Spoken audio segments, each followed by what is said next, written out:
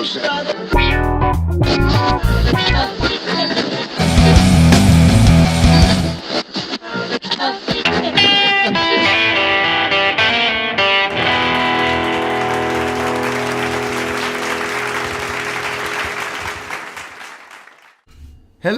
everybody, and welcome to Hold That Thought. My name's John Samuel. I'm going to be your host. I'm joined at Scott's studio, and today we're sitting with Scott Aumann, and I am in Orlando, Florida, and today we are going to be discussing Battle of the Bands, and I am very fortunate to be able to sit down with Scott. Scott writes a blog called The Legit Musician, and he is based out of Orlando. And Scott invited me up to join him as a judge for the Battle of the Bands. So we're going to go over to Harry Buffalo's, and this Battle of the Bands will be sponsored by 94.1, the Bud. And we're going to judge a Battle of the Bands. What do you think about that, Scott? I think it's going to be a lot of fun, and it's great to have you here finally. Thank you. Yeah, we've been rapping back and forth. Yeah.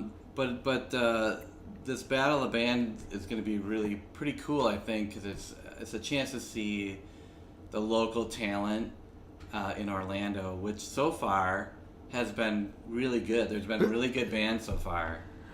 The state, and this will be your third one, correct? This will be my third one. Yeah. So, what have you noticed out of the first two Battle of the Bands? Mm-hmm. What have you noticed? Has any band been drastically different than the rest of the bands? So far, I think for genre, they've been similar, but not like two blues bands or two jazz bands, let's say. They've been a little bit different enough where one's leaning towards something more specific than the other.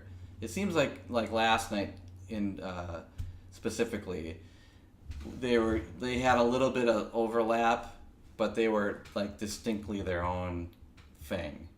So that was really cool, I thought, because then you're not judging which is the best blues band. It's like you're kind of more looking at as a whole which band is better. Like better performance, better. And there's like 4 criteria specifically with these Battle of the Bands.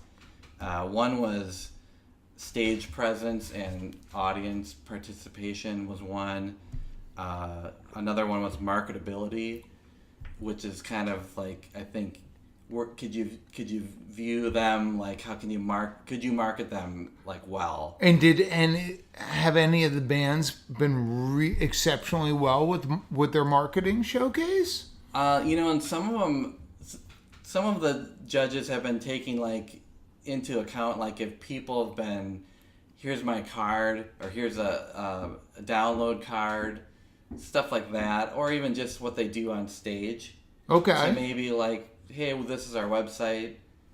That's not necessarily what that criteria means, but we kind of take that into account. Okay. Because I feel like that's an important part of today's music business. Absolutely. You got to be able to. You really have to be able to market yourself. Right. Do any of the bands get to see what they're being judged on beforehand? I don't think so. Okay. Unless that would probably be a question for the organizer, Maggie. Okay. But I don't think she hands out like prior to, this is what we're judging you on. But don't quote me on that. But I think at the event they will go over the rules basically. So so bands know. Get a little bit. They get a feeling for what they're going to be judged on. Yeah. So at the show, for sure, they know we're not just judging like who we think is better. We're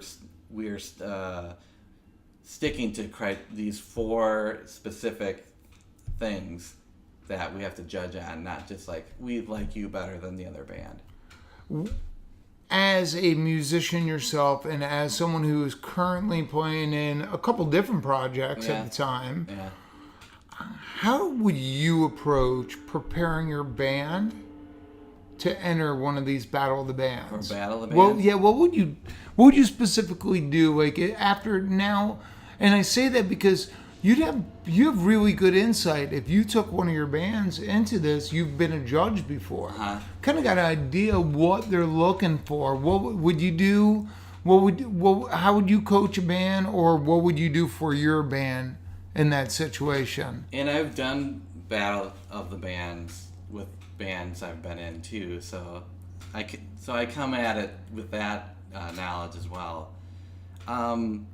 This Battle of the Bands, I would specifically I think the performance, because it's like there's some things where I think we had maybe mentioned to each other about like an online version of the Battle of the Bands, like online voting versus like a live voting With judges. And where like say a live performance, they they don't really care about how your record sounds, like where that would probably be an online thing where it's your best recording.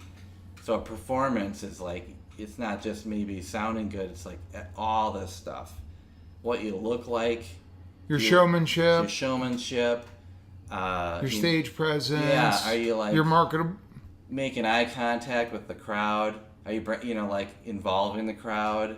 It's which is like a normal show. Like you got to be a good. You got to be showman. able to engage. Right. Yeah, absolutely. You got to be able to win the crowd over. So I think, and then the nice thing about this is bands get like 30 minutes, so it's not like a long time, but it's not too short. I think I've been in contests where you like play 2 songs. Okay. Or 3 songs. And you're still getting warmed up at that point. Warmed up.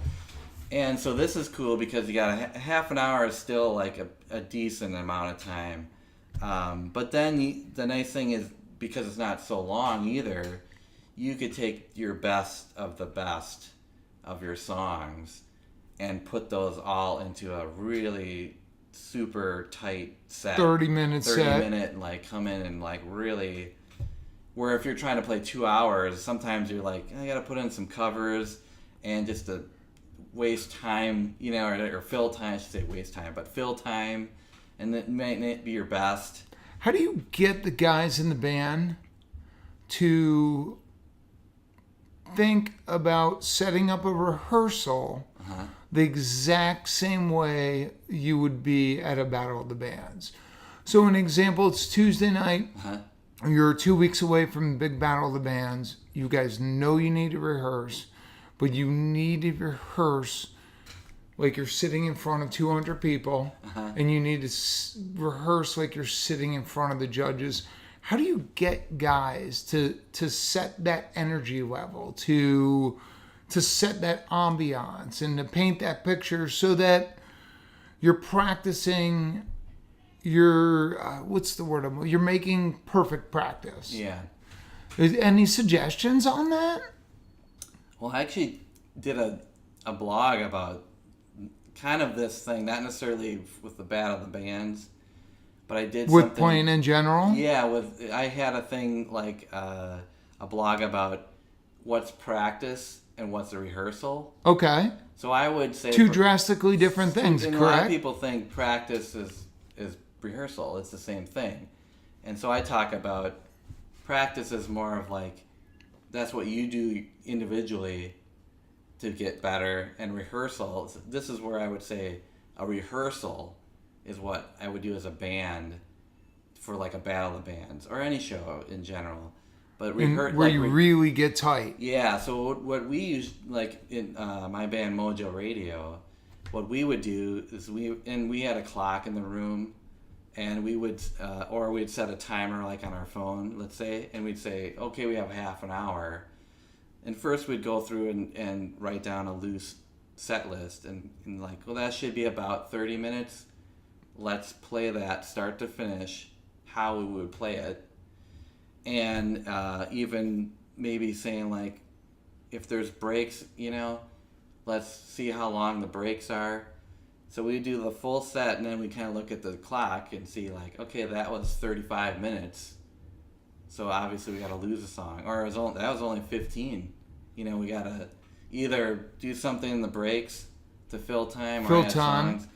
But it's kind of like what kind of practice even what you're gonna do before you're gonna do it. How often are you guys getting together and rehearsing? We used to do like once a week, and if it was kind of a bigger show, we would probably do twice a week. Okay. And it depends on everybody's schedule, and that's sometimes the twice a week's really hard because you got to balance the band life and the personal life, and then a lot of people have regular jobs, and so there's that thing. So it's kind of a balance, but it kind of depended too. But once a week seems to be good. But then there again, you can go back to that's a rehearsal, and then make the most of your time with your band, and then on your time, you can do your practice. Your fine-tuning of the stuff. Like maybe you didn't know the solo perfect, but you can go through the motions, and then when you get done with the rehearsal, go back and do your practice, and you get the solo totally, perfect. So, the great valuable insight, especially between practice and rehearsing. And there's something I really want to touch on. When you're in Battle of the Bands, sometimes it's almost like hearing the word exposure gig. I could just see certain musicians cringing, going, "There's no way in hell I am stepping anywhere near a Battle of the Band." Right. Did that many years ago. I'm not competing. I've been bartending for 21 years, and anytime I see a bartending competition, for like the first 10 years of my bartending career, that's all I did was enter certain competitions, and now I see one in like the TBT or the Weekly Plan, and I'm like, oh, there's no way in hell I'm doing it. And I should probably just do one to go have fun and have fun with it. But tonight, we actually have a veteran band stepping foot into the Battle of the Bands, which I know they just released a new album. Mm-hmm. I'm very intrigued to see how they approach this Battle of the Bands. Right.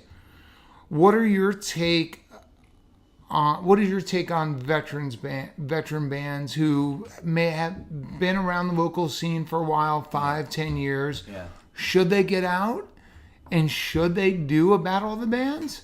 I think it depends on probably where they're at exactly, and then I think also they should look at as anything, what are the pros and cons of doing it? Because even if they are established, there probably are pros to doing a Battle of the Band still. Like, for instance, is this a new, like tonight's at the Hairy Buffalo? Maybe that's something this band has never played, and they've been trying to play there. So they've gotten that, foot in the door at this place they're trying to book. And then, like you probably know, if you can just get people in front of certain people, the rest of it kind of works itself out. Yeah, it flows out. You never know who's going to be at a show. Right. You really don't. Some of our guys have landed great contacts. Yeah. And they were not so great paying gigs. Right. And, Stuck on the Beach Bar that had a really, really small budget, and they were able to actually land better work out of it. Right. So you don't know who's watching you. You don't know. I mean, there's always that one person who's never seen you play. So if you give it your all, then you might be able to capturing one new fan is huge. Right. Someone who's buying merch. What do you think about bands going in with the mentality of trying to monetize a Battle of the Bands? Selling merchandise, selling CDs, selling music, not so much merch, but just with the marketing aspect of collecting emails, getting numbers, getting names, connecting and engaging with new fans. Yeah, any tips on how to approach that? Yeah, that's all great, what you just mentioned. Because it's kind of like, if you have the ability to do it, And I'm sure most battle of the bands aren't going to say no to that. Yeah, because you're not getting paid. Because you're not getting paid. So you might as well try. If you can make a couple bucks, why not? And then, like, I'm glad you mentioned email. Because if somebody saw you and they really dig you, and even if you don't have anything to sell, email, like, addresses are, like, worth their weight in gold. Oh, absolutely. And so some people just forget about that. They're like, well, we don't have anything to sell. We might as well not even get email addresses because what are we going to do with them? So even if you don't have anything to market yet, grab those email addresses, because when you do, then you have this list of people that you know like you. Yeah. So you're selling to people that already like your stuff instead of blasting people who everybody. Are not interested. Scott, Yeah. I am going to cut that video clip that we're recording, and I'm going to break it down to the spot you say emails are worth their weight in gold. Emails are so great. crucial right now, and they're so important, especially if you really want to connect. Every single one of my emails for music or entertainment or bloggers, I have personally signed up because I want to follow those people. Yeah. So, going when people engage and say, hey man, I want to sign up, or they go to your website and they sign up, they're interested in what you have. Exactly. And those are the people you need to target instead of targeting millions and millions upon people that either don't give a shit or just don't want to be spammed or don't have the time or have never heard you before. Go after your target market. Yeah. I I just wrote a blog not too long ago on how to monetize engagement. How to monetize Battle of the Bands, monetize exposure gigs. And one of the things I don't think musicians constantly think about is they think in terms of, what is the gig going to pay me? What am I getting paid? Right. But if you really want to create new fans, make new fans, sell merchandise, then get creative. Right. Figure out how to monetize each gig. Be a brand ambassador for a company. Right. Whether it's the local music shop, local comic book shop, someone needs sponsorship. Right. It's out there. Set up a merchandise table and gear your merchandise towards your specific fan base, and even target your merchandise towards the actual event. Yeah. I've seen guys who played the zoo, and they went into the zoo. It was a craft beer festival at the zoo, and the craft beer festival was there to raise money for the zoo. Okay.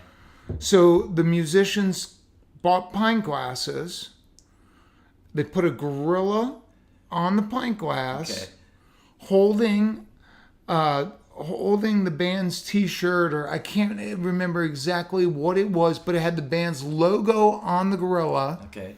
So they were gearing the pint glasses towards beer aficionados who were at a craft beer festival to raise money for the zoo. So they even took it one step further, and they got with the event coordinator of the zoo and said, for every pint glass we sell, we're going to donate $1 back towards the zoo, towards the charity. That's cool. So you're making a connection. So now when you are mentioning your merchandise over the microphone, hey guys, we're selling these pint glasses, and for every one we sell, we're kicking back $1 to the zoo. Seeing that? That connects people. That gets people going, fuck, man. Now my money's going somewhere. Not only is it going to the band, but it's also going to the zoo, which is essentially why I'm here, because I love craft beer, and I really want to support the zoo's cause. I want to see it stick around. See, and then there's the nice thing about those kind of events is you have different people than what a bar gig is going to bring you. Because, I mean, you might have beer lovers at a bar, but this is more specific of what kind of beer lover. They might not just go to a bar either. They like these beer festivals. So then you're in front of a new group of people. And then you also have your fans, obviously, but then you also have like people that want to support the zoo. So then the nice thing about that kind of gig is like you get in front of these people that you normally wouldn't even think about. You know, like let's market it to people that like the zoo. Like, why as a band would you ever do that unless you're a zoo related band? But they're, like you're saying, like before, like somebody is in the audience that likes you, and then it kind of, you know. Well, that's the thing. If we take a step and we go back to these bar gigs, who's to say the zoo director is not going to be sitting in the crowd tonight? Right. Who's to say the talent buyer for Disney World is not going to be there tonight? Or the Gasparilla Music Festival. You never know who's going to be the place. So I feel it's extremely important to play these gigs. Yeah. But I think it's extremely important to learn how to monetize these gigs and learn how to rehearse with the band, take it to the next level. You and I were talking about merchandise before the episode started. Yeah. And one of the things I mentioned to you, where I've seen some average bands who were decent. I didn't really care for their music, but they were so well rehearsed and so tight that I could not help myself from going to support the band after the show and buying something. Right. And we were talking about, well, what merch items do you sell? I think personally, when you fine tune the band and it's so tight, I don't think it matters what you're selling on the table. People want something tangible, and they want to remember that moment. Right. They want to remember the feeling they had when they were hanging out with their good friends, dancing and drinking and having a good time. So to me, it doesn't matter if the band is that tight. Yeah. You just got to have something tangible to sell them. Right. I think that's the important part. And even if it's a matter of you have a clipboard or a tablet to take email addresses, that it's something tangible that person can do, because they want, like you said, they kind of want they want to put in this experience somehow. They want to take this experience home and take it with them. Take it with them. I've seen so many guys on the beach when I worked on the beach as a bartender, and it was all cover gigs. And I hate to use this word. People hate when I use this word. I've been called out by cover artists, but it was strum and drum. There were guys up there who just went through the notion. And not every cover artist does strum and drum. Right. So I don't mean to say it that way. Yeah. But this particular place, there were musicians who had been playing cover gigs for a very long time. And there's a place for it, though. And it was strum and drum. Yeah. But there were so many tourists who came in there, and they were looking to take something home with them. Yeah. And these guys didn't have any merch to sell. Yeah. I don't know that it matters at that point what you have. If someone's on vacation from Ohio and they're sitting on the water, right, and it's gorgeous out and it's beautiful out, and you're with your significant other, right, and you're having a great time, you want to remember that moment. And if it's as simple as a band t-shirt that might be 2 sizes small, or a hat that doesn't fit, it connects them to that. It connects them to that moment. Yeah, the moment. And especially when they're on vacation, they got money to burn. Right. It's burning. You people buy, right? That's when people buy the junkiest stuff. They're buying. They're buying. You know, your bottle opener, whatever you had, your koozie that looks like. See, and that's the funny that you mentioned like the can koozie, because my band, we had printed up a bunch of can koozies, and that was one of our most popular item. And I think partly, people like their band, they wanted that, but it was also like, I can use a can koozie. I use that all summer long. So it was really like, it wasn't just a thing for the band. It was also something that was actually like. And the most important thing, Scott, is Useful.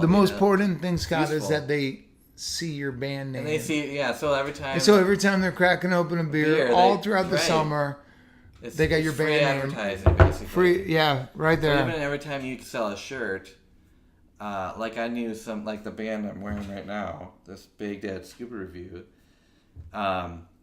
they were really good at selling shirts, or even doing things where like, hey, we're going to this big gig, we're taking a bus, pitch in, part of the pitch in money, you get a free shirt, and we have beer on the bus or whatever. But so they made it an experience. But then they made that an experience is getting to the show. But then the smart thing about it with the shirt, you get a free shirt, quote unquote. I mean, you're really paying for it with your buy-in to get on the bus. But then all of a sudden, they're unleashing 50 people off a bus, and they all have the shirt of that band. And That's they're great. Walking around everywhere, and people like, and everyone, who's that band? And everyone's going, Baghdad Scuba Review? Yeah. What's that about? Yeah, why are all these people with this shirt on? So it's brilliant. I've heard in the years of a couple bands doing that where they got a bus together and they took people somewhere. That's a really interesting concept. I would like to explore more. Yeah. That was a good one, but the shirt thing, like, this is they got a great name. Yeah, it's interesting, but if you can sell a shirt, then you have to almost think, even if you sell it at cost. You gotta think every time that person wears your shirt, there's a potential like what is that? If somebody's gonna especially if it's a good shirt, like a well designed shirt, something catchy. Like what is that? So then all of a sudden somebody's talking about your band. So it's like you didn't have to pay for that. Somebody paid you to advertise. That is great. So that's ideal. That is very ideal. Well, I really greatly appreciate having you on the podcast, and we're actually going to break this into 2 segments. Okay. Our next segment is going to be on how bar owners can approach the Battle of the Bands or even their music programs. Mm-hmm. And what they can do differently when they're hosting these events. So I appreciate your time, Scott. Thank you guys stay tuned for episode 2, the venue owners taking on the Battle of the Bands.